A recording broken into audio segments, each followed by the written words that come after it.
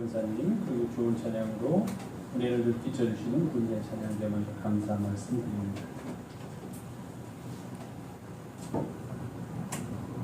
요즘 과학계에서 과학과 종교가 과연 어떤 관계를 맺으면서 나아가야 할 것인가 하는 문제에 대한 이야기들이 많이 있습니다.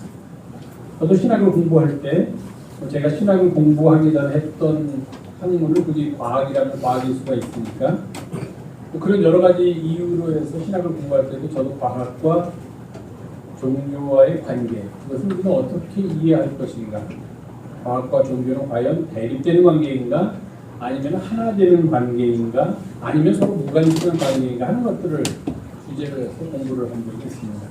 지금도 제가 신학을 하고 있고 목회를 하고 있지만 그 주제는 계속해서 남아있는 제 마음속에 사로잡혀 있는 그런 주제 중에 하나입니다.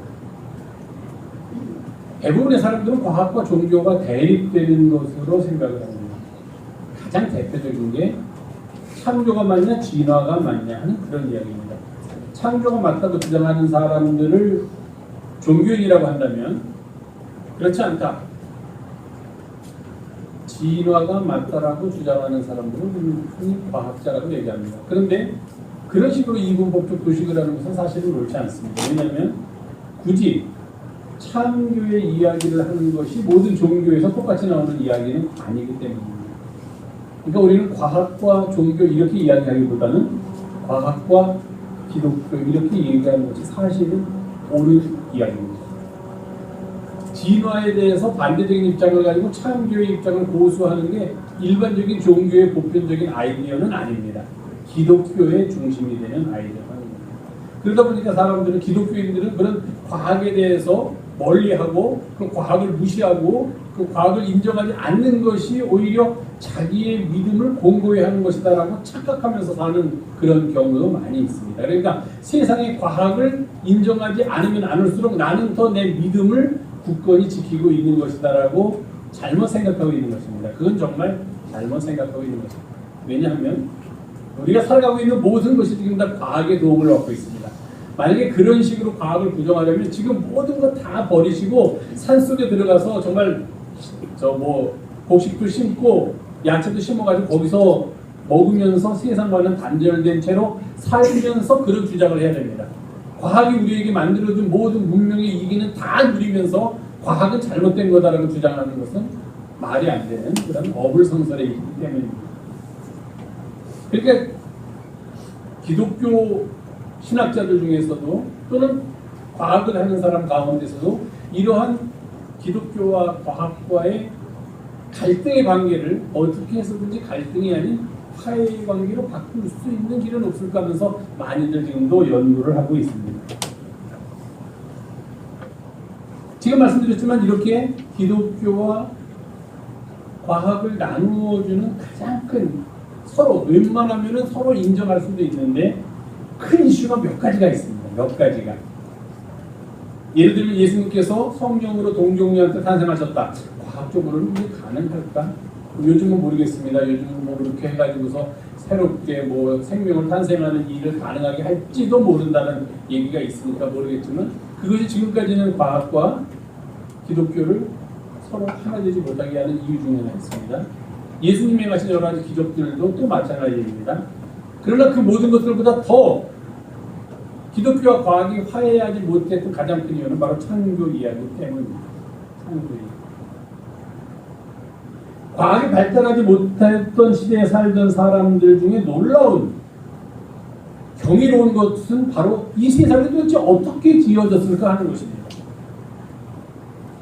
사람은 또는 동물은 그들의 종을 번성시키려는 노력에 의해서 계속되지만 우리가 나기 전에, 우리의 조상들이 나기 전에 이 자연은, 이 산은, 이 나무는, 이 풀들은, 저 새는 누가 만들었을까? 아니 누가 만들었을까 보다는 어떻게 생겨났을까 하는 게 그들의 가장 큰 관심이었습니다.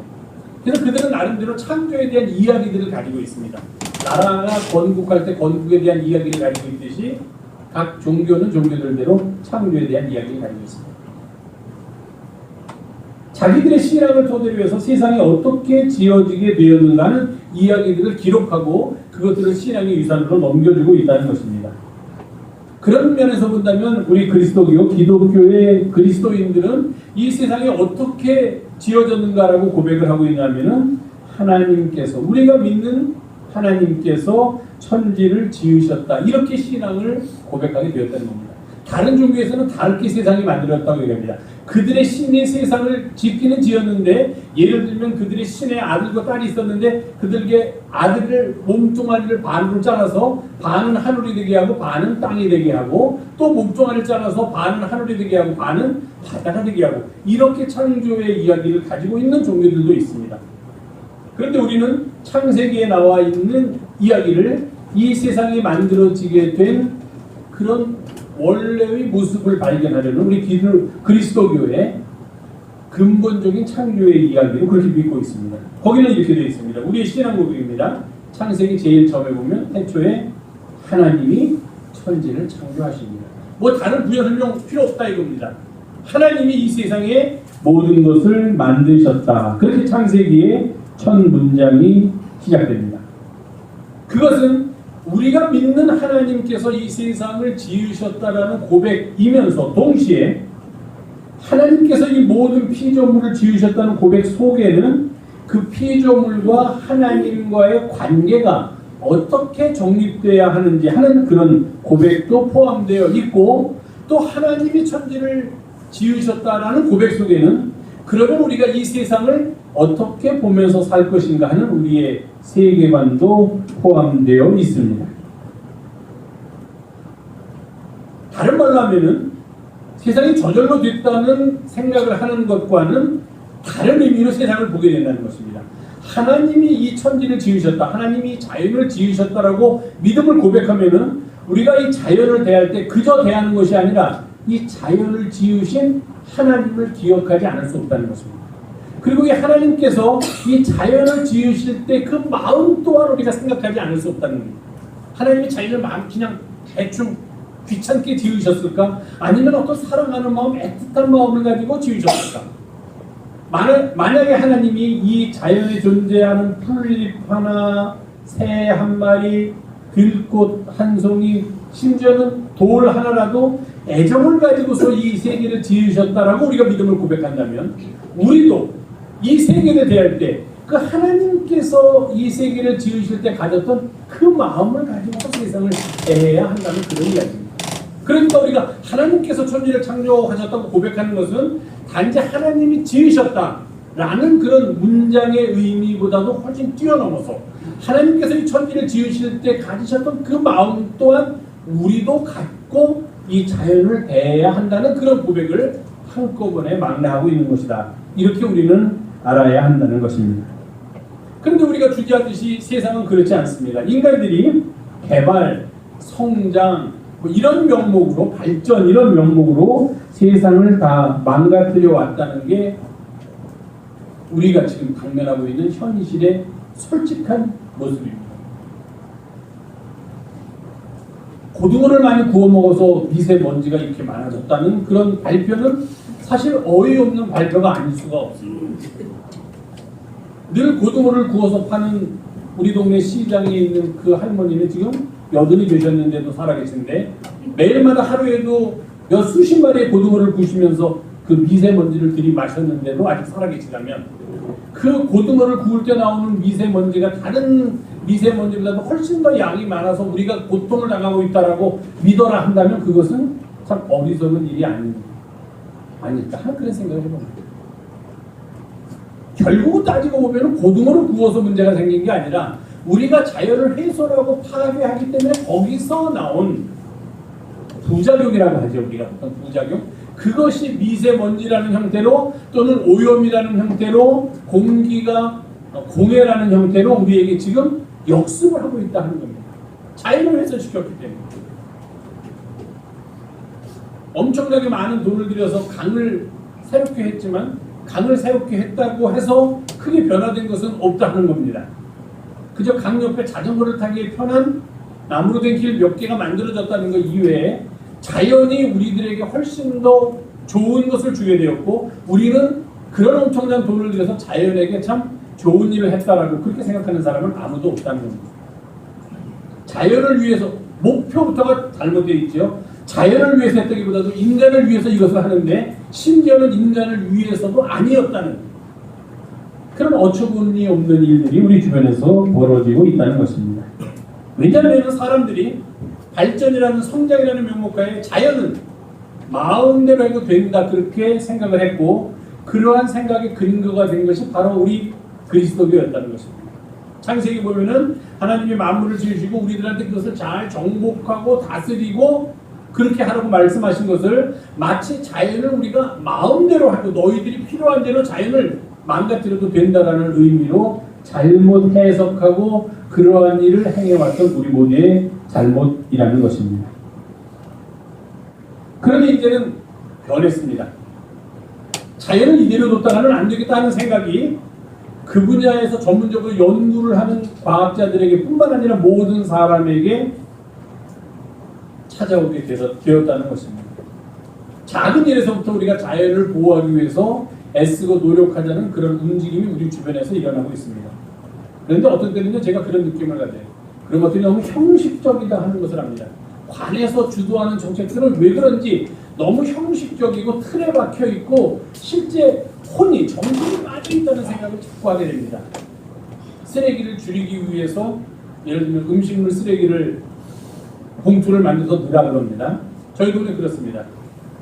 음식물 쓰레기를 담는 봉투에다 넣습니다.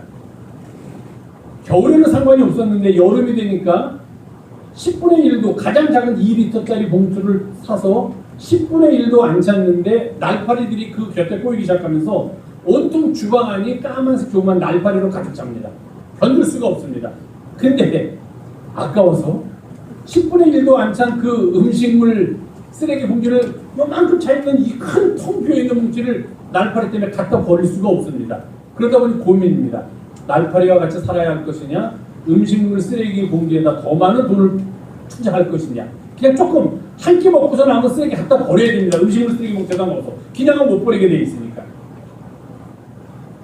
그랬더니 정책을 위반하는 사람들한테 그런 얘기를 하면 이렇게 얘기를 합니다. 그 쓰레기 버리는 방법을 몰라서 그렇습니다.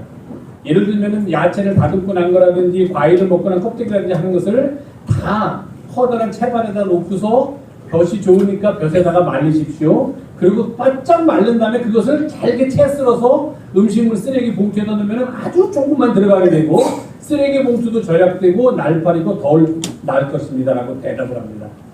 그 사람 누군지 불러다가 당신 그렇게 한번 살림해 보십시오 하고 부탁하고 싶습니다. 그러면 집에서 살림하는 분은 하루 종일 밥 준비하고 밥 먹고 나서는 그 쓰레기 말리고 먹을 게 아닙니다. 말린 쓰레기 양을 줄이기 위해서 채 썰어야 되고 그리고서 그것을 쓰레기 봉투에 버리고 나면은 다음 식사를 준비할 시간을 놓치게 됩니다. 말도 안 되는 이야기입니다. 그것은 하루 종일 쓰레기에 붙들어서 쓰레기만 정리하면서 살려는 겁니다. 그것은 자연을 보호하려는 게 아닙니다. 그러니까 이런 관에서 주도하는 것들은 어떤 의미에서 겉으로 보기에는 그럴듯하지만 그렇게 해서 음식물 쓰레기도 줄이고 재활용도 하고 하지만 구체적으로 하지 않고 책상에 앉아있는 사람이 하다 보니까 머릿속에서는 그럴듯한데 실제로 하다 보면은 여러 가지 부작용이 나고 거기에 대해서 폐해가 일어나는 게 당연합니다.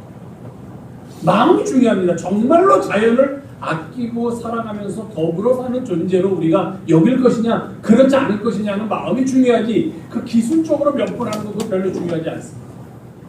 종이컵을 쓰면 안 된다. 맞는 이야기죠. 자연을 보호하기 위해서는 종이컵 사용을 최대한 자제해야만 합니다. 그러나 종이컵을 쓰지 않으면 안 될 상황이라는 게 있습니다. 그러면 그때는 종이컵을 사용해야 합니다. 할 수 없지. 그러니까 종이컵을 쓰지 말자는 게 절대로 쓰지 말자는 이야기가 되기도 하지만 우리의 삶 속에서 기본적으로 자연과 더불어 살아가는 마음을 가지고 그런 것들을 최소화하도록 노력하자는 의미지 절대적으로 어떤 한 가지 방법만을 강요하는 것은 아니다는 거예요. 이제는 사람이 자연을 훼손하다 보니까 훼손된 자연이 오히려 우리들에게 인간들에게 역습을 하는 그런 상황이 벌어지게 되었다는 것입니다. 지구온난화라는 말이 있습니다. 점차 지구가 따뜻해지고 있다는 이야기죠. 공기가 오염돼가지고서 지열이 나오는데 지열이 제대로 밖으로 발산은 안 되고 다른 어떤 것이 지구를 둘러싸고 있으니까, 예를 들면 오존층이라든지 그런 것들이 이산화탄소가 지구를 둘러싸고 있으니까 나오는 열기가 밖으로 나가지 못하고 마치 온실처럼 돼서 지구가 점점 따뜻해진다는 아주 가장 기본적인 이론입니다. 이런 온실 효과가 일어나게 된 원인이 무엇일까? 공장 같은 데서 나오는 이산화탄소가 가장 큰 영향을 끼친다. 뭐 그런 이야기가 있고, 심지어는 소에서 나오는 뭐가 또 그런 거를 이야기한다. 그러니까 그 방법은 그렇게 소고기를 많이 먹기 위해서 소를 완전 기르게 하지 말고 좀 그런 육식을 줄임으로 소의 개체수를 줄이고, 그러다 보면은 소에게서 나오는 또 뭐가 좀 적어지면 지구 온난화도 해결할 수 있다는 그런 뭐 얘기도 있고, 얘기 여러 가지가 있습니다. 문제는 예를 들어서 지구 온난화가 문제다라고 다른 사람들이 다 공감하고 있는데 어느 날 갑자기 위대한 과학자라고 해서 턱 나와가지고 한다는 소리가 지구 온난화를 너무 강조하는 것은 지나친 생각이고 그렇게 우리가 우려할 만한 것은 아니다 하고서 유명한 과학자라는 사람이 발표를 합니다. 그럼 우리는 들여다보고서 지구 온난화가 그렇게 심각한 문제가 아닌가? 어떤 사람들은 괜히 좀 진보적인 생각을 가지고서 환경운동하는 사람들이 너무 과장해서 하는 것 아닌가라고 생각을 했는데, 나중에 알고 보면은요, 마치 우리 사회에서 지금 터지고 있는 가습제 살균제에 관한 문제처럼 그런 지구 온난화를 막아야 한다고 할 때 피해를 보는 사람들이 그런 유명한 사람에게 돈을 주고서 연구 결과를 자기들의 입맛에 맞게 만들어 달라고 해서 발표한 거에 불과하다는 겁니다. 저도 그렇게 생각했어요. 저도 공부를 하면서 지구온난화 뭐 그런 것도 공부했는데 갑자기 반대되는 의견, 지구온난화는 그렇게 심각한 게 아니다 하는 의견이 굉장히 권위 있는 사람한테서 나왔다면 이게 또 어떻게 된 건가 하고 찾아보면은, 연구를 해보면 나중에 반대쪽의 입장을 낸 사람은 그 지구온난화가 있어서는 안 된다라는 그런 이슈 때문에 손해를 보는 측에서 나온 입장입니다. 그런 참 어이없는 일이죠. 가습기 살균제를 인체 해로운가 해롭지 않은가 조사를 해달라고 회사에서 의뢰를 하면은, 의뢰를 받은 사람은 어떻게 해야 됩니까? 회사에서 돈을 주니까 어떻게 해야 될까? 여러분 같으면 어떻게 하겠어요? 해롭지 않다라고 결과를 발표해야 돼요. 그게요, 그래요. 조작한 게 아니에요. 조작한 게. 실험을 할 때 실험실의 환경을 어떻게 만드냐에 따라서 결과가 달라질 수 있다는 겁니다. 그러니까 일부러 조작한 거는 아니고, 만약에 결과가 해롭다고 나왔는데 해롭지 않다라고 발표한 게 아니라 결과 자체가 해롭지 않다라고 나오도록 실험 환경을 만드는 겁니다. 나 이렇게 제대로 실험을 했다. 그랬더니 다 봐라 결과가 이렇게 나왔다. 그러니까 이게 지금 너무 양이 적으니까 해롭지 않은 거 아니냐. 보통 해롭다고 생각되는 양보다도 훨씬 적게 나오지 않느냐 여기서는. 그러니 인체 해롭지 않은 거 아니냐. 이렇게 얘기한다는 겁니다. 우리가 정신을 차리고 깨어있지 않으면 우리는 이러한 일에 계속 당할 수밖에 없는 그런 시대를 살고 있습니다. 자연도 마찬가지입니다. 거꾸로 우리가 자연을 지키고 자연과 더불어 살아가려는 생각을 하지 않으면 우리가 마치 자연한테 이기는 것 같지만 우리는 곧 자연한테 지고 맙니다. 지고 맙니다. 해일이라는 거 여러분 얼마나 무서운지 아시죠? 쓰나미라는 거. 정말 무섭더라고요. 그걸 영화에서 묘사할 때 우리나라에서 해운대라는 영화가 있었는데 그런 거 보면은 정말 순식간에 바다에서 바다 저 먼 바다에서 지진이 일어나가지고 그 밑에 그 지진이 흔들리면서 바닷물을 우리 육지 쪽으로 그냥 확 밀어버리는데 눈 깜짝할 새에 오고 거기는 아무리 방비를 하고 준비를 해도 사람이건 건물이건 속수. 그러니 그러한 갑작스러운 일 말고 우리가 예방해야 되는데도 불구하고 예방하지 못했던 일 때문에 벌어진 일이 얼마나 많은가. 우리는 그것을 기억해야만 합니다. 오늘은 제가 자연이 우리의 가장 위대한 스승으로 우리는 자연한테서 배워야 된다. 자연한테서 무엇을 배우면서 살아갈까? 자연이 우리에게 가르쳐주는 것은 과연 무엇일까? 두 가지만 말씀드리려고 합니다. 첫 번째는 자연은 정직합니다. 자연은 우리한테 정직함을 가르쳐줍니다. 우리가 흔히 하는 말 중에 오늘 갈라디아서도 나오지만 심은 대로 거둔다 하는 말이 있고 콩 심은 데 콩 나고 팥 심은 데 팥 난다 하는 말이 있습니다. 자연은 그렇습니다. 그렇죠? 심은 대로 거둡니다. 우리 병문사님, 김재 본사님 병사님이시니까 너무도 잘하셨지만 심은 대로 거두고 애정 쏟은 대로 열매를 맺게 해주는 게 자연입니다. 콩 심은 데 자연은 콩을 내줍니다. 팥 심은 데 자연은 팥이라는 열매를 얻게 됩니다. 사람은 안 그렇습니다. GM이라는 거, 유전자 조작이라는 걸 통해서 콩 하나 심으면은 예를 들면 콩이 하나가 나와야 되는데 사람들은 콩 하나 심으면은 콩과 팥이 섞인 이상하게 생긴 거 10개가 나오는 그런 유전자를 조작하면서 살아갑니다. 정직하지 않게 살아갑니다. 왜 그럴까요? 겉으로는 식량의 위기가 다가오기 때문에 그렇다라고 말은 하지만 실제로는 거대 기업들이 부를 획득하기 위해서입니다. 자연은 꾸미는 것이 없습니다. 자연은 속이는 것이 없습니다. 겉모습과 그 속내가 다 같습니다. 사람은 어떻습니까? 오늘 본문마다 이렇습니다.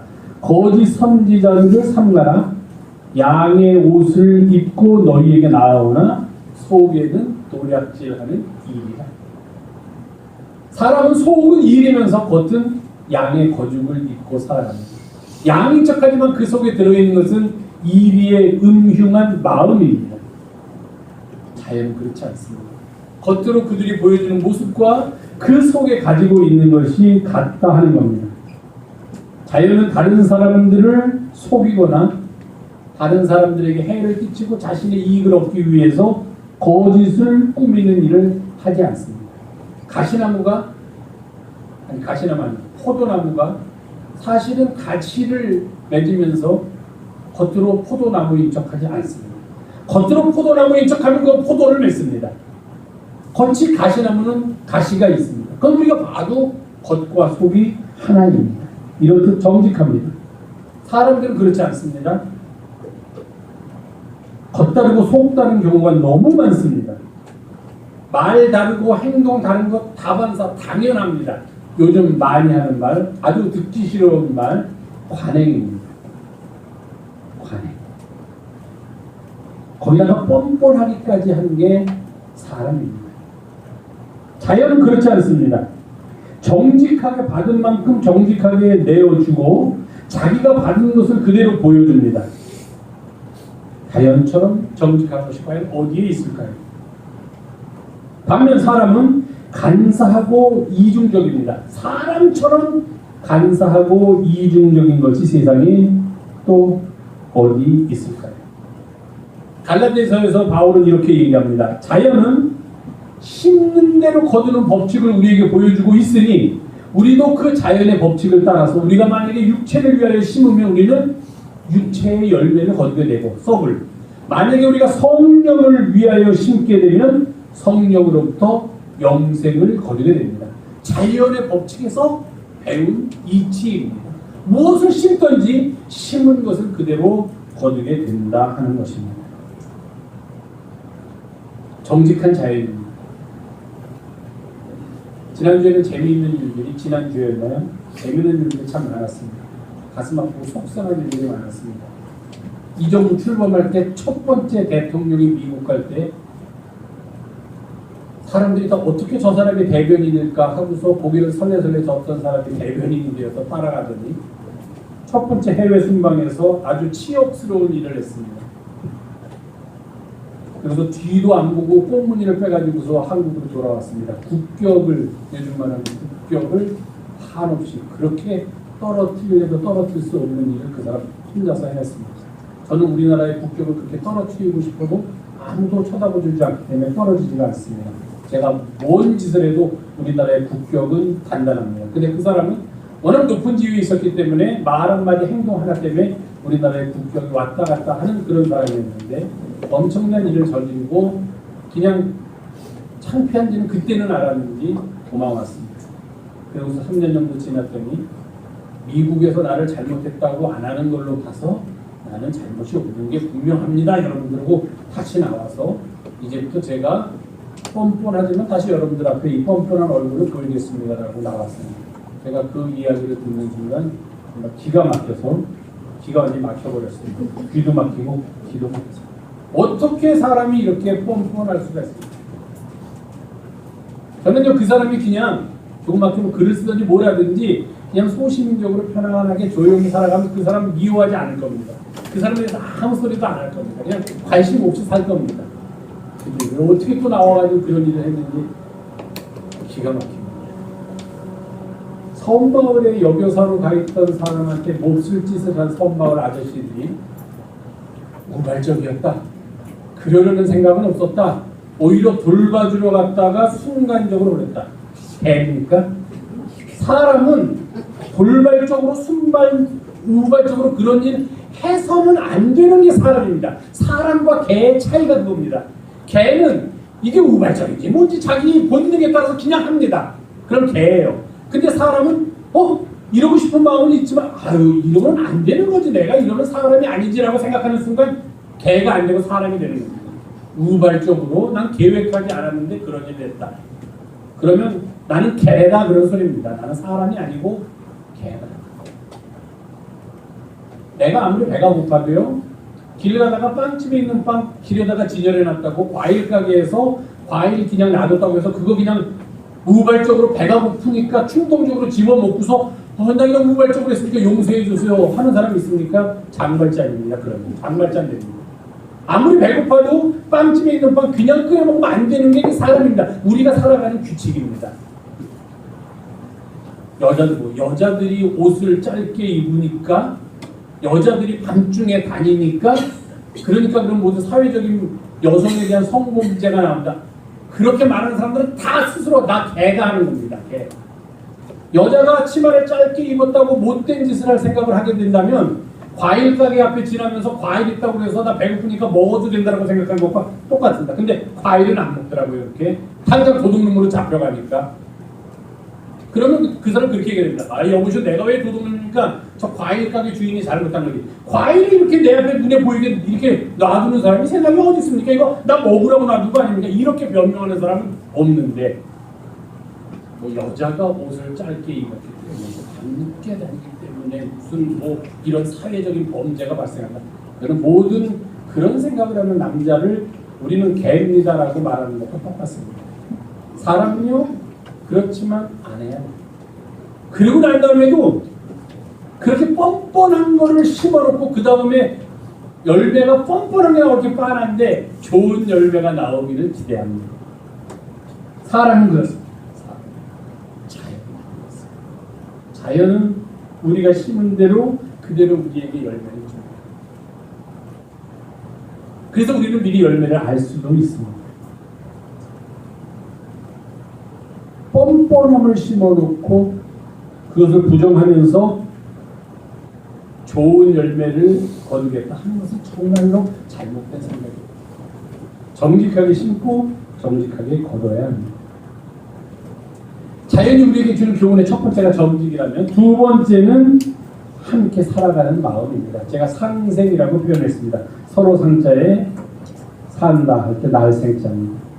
자연은 서로 같이 살아야지만 우리 모두가 살 수 있다는 법칙을 너무도 잘 알고 만약에 그것이 깨지면 나도 죽는다 하는 거 너무도 잘 아는 게 자연입니다.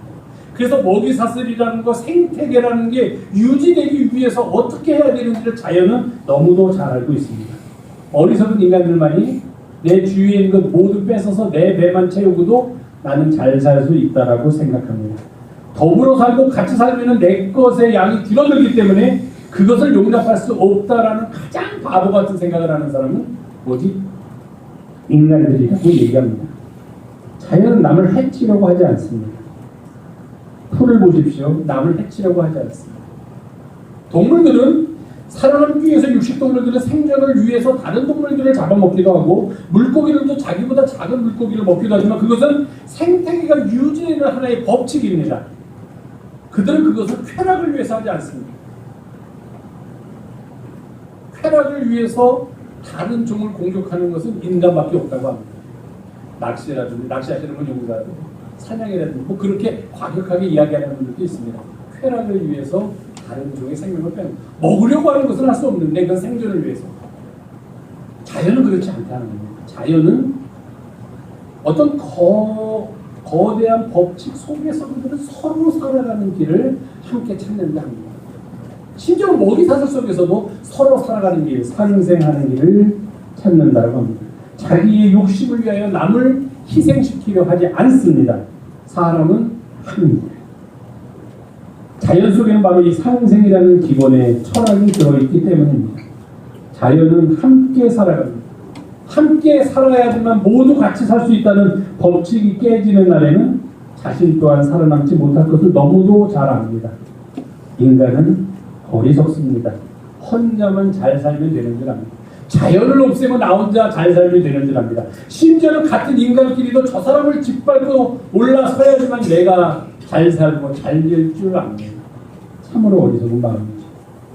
지난주에 그런 슬픈 일이 있었지만 또 우리를 기쁘게 하는 일도 있었습니다. 한번 보겠습니다. 자, 다음 화면 보세요. 자, 여기 지금 있습니다. 그림을 보시면 보시면 좋겠죠. 무엇을 이 그림을 한번 설명해 보십시오. 이 그림.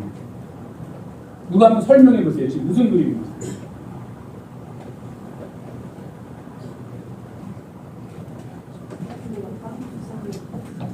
크게 말씀해 주세요. 배고픈 아이가 길거리에 떨어진 빵 부스러기를 주워 먹고 있는 모습 100%. 그 사진입니다. 브라질의 아주 가난한 빈민가에서 찍은 사진입니다.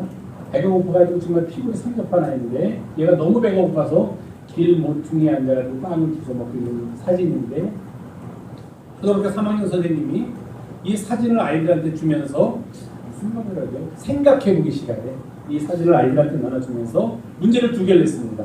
하나는 지금 이 사진을 보고 이 사진이 무슨 사진인지 지금 대답하신 대로 누가 어디서 무엇을 하고 있는 사진인지 써보십시오. 1번 문제입니다. 2번 문제.